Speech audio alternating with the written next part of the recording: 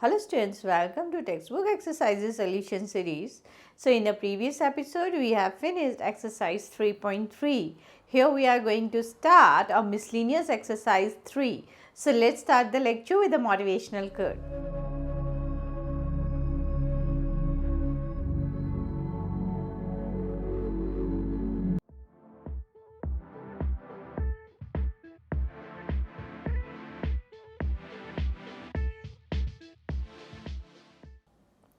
So start करते हैं miscellaneous exercise 3 का फर्स्ट पार्ट का फर्स्ट क्वेश्चन, जिसमें कि हमें कुछ एमसीक्यूज दिए हैं वो सॉल्व करने हैं।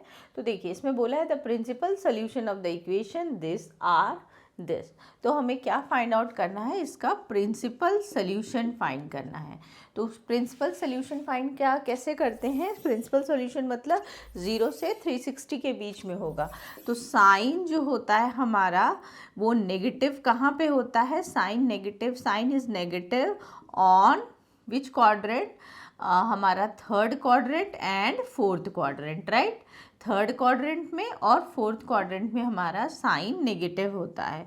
तो इसको हम क्या लिख सकते हैं, साइन थर्ड क्वाड्रेंट में जाने के लिए मुझे क्या करना पड़ेगा, थर्ड क्वाड्रेंट में जाने के लिए पाई प्लस, और फोर्थ क्वाड्रेंट में जाने के लिए मैं कैसे करूँगी, 2 पाई माइनस, ठीक है। पाई 2 पाई इन्हीं में से लीजिएगा, ओके। तो क्या हो जाएगा, इसको मैं क्या लिख सकती हूँ, साइन पाई प्लस, अच्छा 1/2 साइन पे कब होता है हमारा, साइन पे जो 1/2 वैल्यू होती है वो π/6 पे होती है। तो ये मैं चली गई किस में, थर्ड क्वाड्रेंट में। और फोर्थ क्वाड्रेंट में कैसे जाऊंगी, देखिए ये हम सब कुछ कर चुके हैं वैसे पहले। फोर्थ क्वाड्रेंट में 2 पाई माइनस थीटा, ठीक है। ये थीटा कैसे आया मैं देख लूँगी, 1/2 साइन किस पे होता है, 30 डिग्री पे होता है, इसलिए मैंने π/6 लिखा। थर्ड क्वाड्रेंट के लिए साइन पाई प्लस π/6 और फोर्थ क्वाड्रेंट के लिए साइन 2 पाई माइनस π/6, ठीक है। तो क्या हो जाएगा मेरा, sine theta is equals to sine, ये 7 π/6 हो जाएगा, और sine theta is equals to sine, ये मेरा हो जाएगा 11 π/6। देयरफॉर मेरे प्रिंसिपल सोल्यूशंस क्या हो गए इसके, देखिए प्रिंसिपल सोल्यूशंस आर 7 π/6 और 11 π/6। तो कौन सा ऑप्शन मेरा इसका करेक्ट हो जाएगा, इसका बी ऑप्शन मेरा करेक्ट हो गया। सो स्टार्ट करते हैं एमसीक्यू का सेकंड सब पार्ट। इसमें भी प्रिंसिपल सोल्यूशन निकालना है। So cot theta is equals to √3। हमें पता है कॉट जो होता है is positive on which quadrant, in first quadrant and third quadrant. तो मुझे पहले फर्स्ट क्वाड्रेंट में जाना है, फिर थर्ड क्वाड्रेंट में जाना है। और √3 कितने पे होती है उसकी वैल्यू, 30 डिग्री, मीनिंग π/6 पे। तो cot theta is equals to cot π/6, ये फर्स्ट क्वाड्रेंट हो गया। Cot theta is equals to cot pi plus π/6, ये थर्ड क्वाड्रेंट हो गया। थर्ड क्वाड्रेंट और फर्स्ट क्वाड्रेंट जिसमें कॉट मेरा पॉजिटिव होता है। तो ये मेरे पास क्या हो गया, theta is equals to π/6, cot theta is equals to cot, okay, ये हो जाएगा मेरा 7 π/6। तो थीटा क्या हो गया, 7 π/6। तो प्रिंसिपल सॉल्यूशंस मेरे क्या आ गए, π/6 और 7 π/6। तो क्या ऑप्शन मेरा ये करेक्ट हो जाएगा, ए। सो स्टार्ट करते हैं इसका थर्ड सब पार्ट। इसमें हमें जनरल सोल्यूशन फाइंड करने का है। तो हमारे पास है sec x is equals to √2। So cos x is equals to क्या हो जाएगा, 1/√2, क्योंकि जनरल सोल्यूशन जो फाइंड करते हैं वो sin cos 10 में ही है, इसलिए मैंने इसको sec से cos में कन्वर्ट किया, ठीक है। अब cos x is equals to, cos positive कब होता है, cos जो होता है is positive on first and fourth. तो जो छोटा वाला है वो देखेंगे पहले, उसको लेंगे, हम प्रेफर करेंगे। तो क्या है, cos π/4। अब cos theta is equals to cos alpha, then theta is equals to 2nπ plus minus alpha, जहाँ पे n बिलोंग्स टू z। ये होता है हमारा cos theta equals to cos alpha, then theta is equals 2nπ plus minus alpha. तो ये मेरा answer आ गया। तो देख लीजिए इसमें कौन सा ऑप्शन मैच कर रहा है। स्टार्ट करते हैं क्वेश्चन नंबर 4। सो हमें इसमें दिया है cos P theta is equals to cos Q theta. Cos theta equals to cos alpha का कंसेप्ट लगाए, इसको थीटा और इसको अल्फा ले तो क्या हो जाएगा, theta is equals to 2n pi plus minus alpha, right.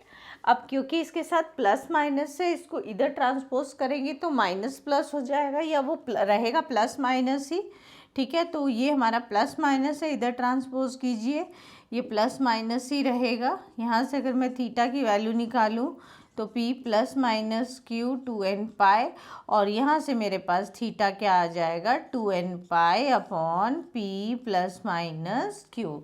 तो ये मेरा ऑप्शन ए जो है करेक्ट हो गया। इसमें वही लगाया है cos theta is equals to cos alpha, cos theta is equals to cos alpha, then theta is equals to n pi plus minus alpha. यहाँ मैंने थीटा इसको लिया पी थीटा को और अल्फा क्यू थीटा को, एंड देन उसके बाद मुझे थीटा इधर नहीं छोड़ना है तो थीटा की मुझे वैल्यू निकालनी पड़ेगी। Then I need to transpose this to here, ठीक है। तो किया उसको, देन फिर उसके बाद मैंने कॉमन लेके थीटा का वैल्यू निकाला। सो स्टार्ट करते हैं इसका फिफ्थ सब पार्ट। इसमें बोला गया है हमें पोलर कोऑर्डिनेट्स दिए हैं। पोलर कोऑर्डिनेट्स होता है R and theta, R and theta, और हमें क्या फाइंड करना है, कार्टेशियन कोऑर्डिनेट्स हमें फाइंड करना है। कार्टेशियन कोऑर्डिनेट्स क्या बताया था, एक्स एंड वाई। तो x क्या होता है r cos थीटा और y क्या होता है r sin थीटा। तो x क्या हो जाएगा r meaning 2 cos pi by 4, y is equals to r sin theta, r मतलब 2 sin pi by 4। cos pi by 4 की वैल्यू क्या होती है हमारी 1/√2, इसको सिंप्लीफाई करेंगे तो √2 आ जाएगा, 2/√2। y is equals to 2 into 1/√2 that is √2। तो एक्स वाई मुझे क्या मिल गया √2 तो मेरे कार्टेशियन कोऑर्डिनेट्स क्या हो गए इसके √2 that the correct option is D. So start करते हैं इसका 6th सब पार्ट। इसमें हमें दिया है √3 cos x minus sine x is equals to 1/2, sorry is equals to 1। जब भी इस तरह से क्वेश्चन होता है तो ये a cos x b sin x है, √a² प्लस b² से डिनोमिनेटर को डिवाइड करते हैं। तो अगर दोनों साइड में इसका देखिए a क्या होगा इसमें √3 और b -1, तो √a² प्लस b² क्या हो गया मेरा √3² प्लस 1² विच इज़ 2। तो मैं 2 से सबको डिवाइड कर दूंगी, √3/2 cos x minus 1/2 sin x is equals to 1/2। Okay, अब देखिए यहाँ मैं फॉर्मूला बना सकती हूँ, √3/2 को मैं लिख सकती हूँ cos 30 डिग्री, cos 30, और इसको मैं क्या लिख सकती हूँ sin 30। ओके, तो अब ये मेरा हो जाएगा formula cos A cos B minus sin A sin B cos A plus B। किसका फॉर्मूला हो जाएगा ये मेरा cos A प्लस B का। अगर मैं इसको क्लोज कर दूँ cos A cos B minus sin A sin B, और इसको मैं क्या लिख सकती हूँ cos π/3 cos 60 डिग्री 1/2 को इधर जो है। अब cos theta is equals to, ये थीटा ले लीजिए, ये अल्फ़ा ले लीजिए, अगर हम वो कॉन्सेप्ट लगाएं cos theta is equals to cos alpha, then theta is equals to 2n pi plus minus alpha. तो x क्या हो जाएगा 2n pi plus minus π/3 minus π/6, उस π/6 को उधर ट्रांसपोज कर दिया। ओके, तो क्या आ गया देखिए हमारा ऑप्शन क्या करेक्ट हो रहा है इसमें, सी ऑप्शन मेरा इसमें करेक्ट हो गया। सो स्टार्ट करते हैं क्वेश्चन नंबर 7, इसका 7 सब पार्ट MCQ का। ट्राइंगल ABC में एंगल A दिया है, एंगल B दिया है। एंगल A दिया है हमें 45, एंगल B दिया है 60 डिग्री। एंगल सम प्रॉपर्टी से हम एंगल C निकाल लेंगे, A plus B plus C equals to 180 degree से, तो एंगल C 75 डिग्री हो जाएगा। ओके, अब देखिए हम यहाँ पर हमें रेशियो ऑफ द साइड्स बोला है। डेफिनेटली हम साइन फार्मूला यूज़ करना यहाँ प्रेफर करेंगे, तो उसके लिए मुझे क्या चाहिए, यूजिंग साइन फार्मूला। अगर मैं साइन फार्मूला यूज़ करूँगी तो मैं क्या बोल सकती हूँ, A upon sine A is equals to B upon sine B is equals to C upon sine C। तो A is to B is to C मुझे निकालना है, वो मेरा sine A is to sine B is to sine C हो जाएगा। तो अगर मुझे sine A sine B sine C की वैल्यू पता है, वही मेरा A is to B is to C की का रेशो हो जाएगा। तो देखिए साइन A क्या है मेरे पास, sine A sine 45 degree, this is 1/√2। तो साइन B क्या है, साइन 60 डिग्री, दिस इज़ √3/2, ठीक है। एंड साइन C क्या है, साइन 75 डिग्री, इसकी वैल्यू हम निकाल सकते हैं साइन 30 प्लस 45 करके। और यहाँ पे हमें क्या लगाना पड़ेगा, साइन A प्लस B का फॉर्मूला। तो क्या हो जाएगा मेरे पास, sine A cos B plus cos A sine B, ठीक है। सो 1/2 1/√2, ये हो जाएगा हमारा √3/2 और 1/√2। तो ये हो जाएगा 1 प्लस √3/2√2। ये मेरी साइन 35 की मेरे पास वैल्यू आ गई। अब मुझे रेशो कैलकुलेट करना है। A is to B is to C क्या है मेरे पास, sine A is to sine B is to sine C, ठीक है। अब मैं 2√2 से सबको मल्टीप्लाई कर देती हूँ अगर पूरे रेशो को, तो मेरे पास क्या हो जाएगा, यहाँ 2 हो जाएगा सिर्फ, यहाँ √6 हो जाएगा। देखिए 2√2 से मल्टीप्लाई करेंगे, 2 कट √6, और यहाँ 1 प्लस √3, तो ये मेरा रेशो होगा। तो देखिए कौन सा ऑप्शन मैच कर रहा है हमारा। सो अनफॉर्चुनेटली हमारा इसमें कोई भी ऑप्शन मैच नहीं कर रहा है फ़िलहाल। तो इसका मतलब क्या है, इन ऑप्शंस में थोड़ी मिस्टेक है, क्योंकि जो हमारा रेशो होगा वो यही आएगा। और इसको हम किसने भी कैसे भी मोल्ड करके रखें, पर फिर भी हमारा कोई भी आंसर इससे मैच नहीं करेगा। सो मे बी इस क्वेश्चन में हमारा ऑप्शंस में मिस्टेक है। क्वेश्चन ठीक है, but A is to B is to C का आप देख सकते हैं रेशो जो आएगा हमारे पास 2 is to √6 is to √3 plus 1 आएगा। सो स्टार्ट करते हैं इसका 8th सब पार्ट। इसमें हमें बोला है C² plus A² minus B² is equals to AC, then find angle B। आपको देखिए ये थोड़ा सा कुछ मैच जैसा लग रहा है, जैसे कोसाइन फार्मूला में होता है। तो अगर मैं यहाँ पर कॉस B का फार्मूला लगाऊँ तो वो होता है कॉस B का formula C² plus A² B है, तो B लास्ट में आएगा ना, ठीक है। तो माइनस B²/2AC, ये कॉस B का फॉर्मूला होता है। तो मैंने कॉस B का यहाँ फॉर्मूला लगा दिया। अब इस पूरे की जगह मैं क्या सब्स्टिट्यूट कर सकती हूँ, AC, C² plus A² minus B² दिया है क्वेश्चन में AC। तो मेरे पास कॉस B की वैल्यू क्या आ गई, 1/2। अब कॉस B अगर 1/2 होगा तो B हमारा कितना एंगल होगा, हमारा 30 डिग्री। B कितना हो गया, 60 degree.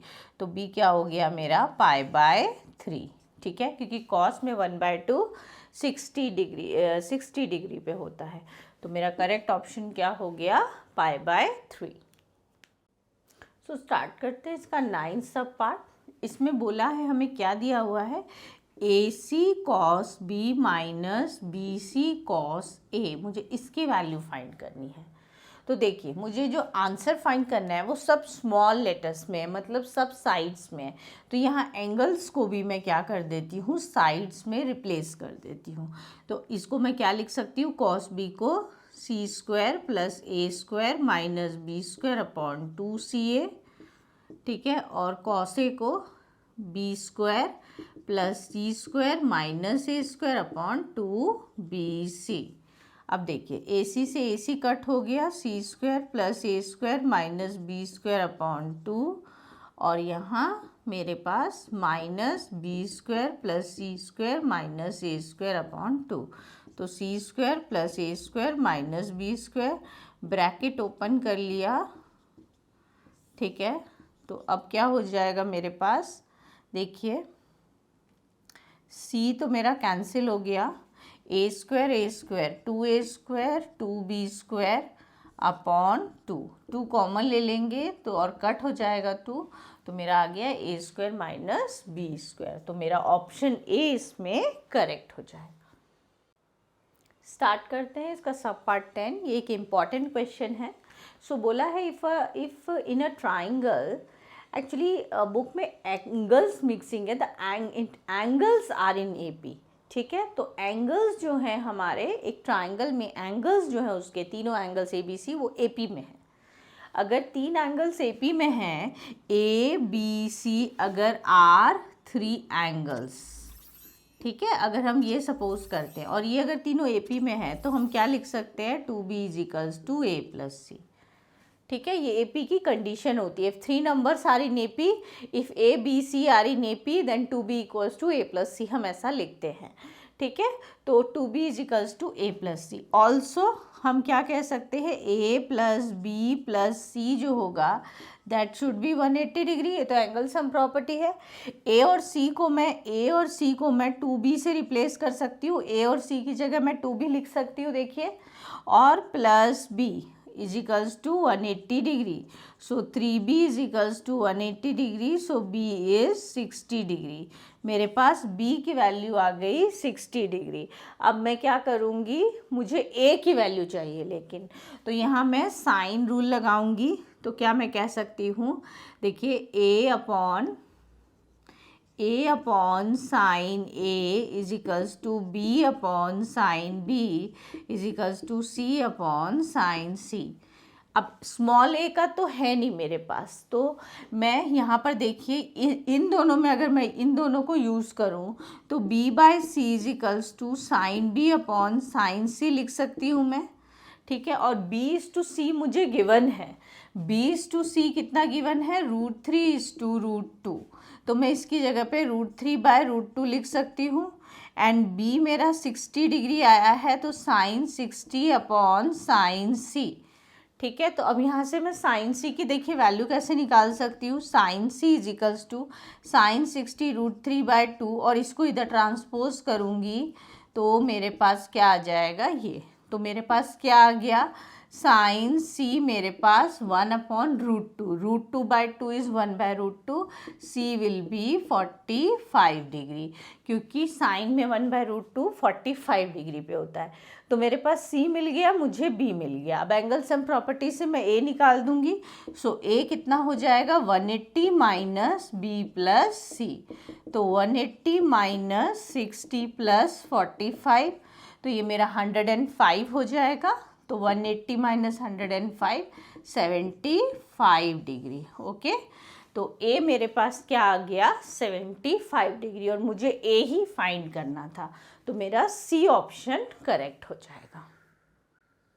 So here we have finished the MCQ problem till subpart 10. Rest of the MCQ problem we will be covering in our next episode. So till then, keep practicing.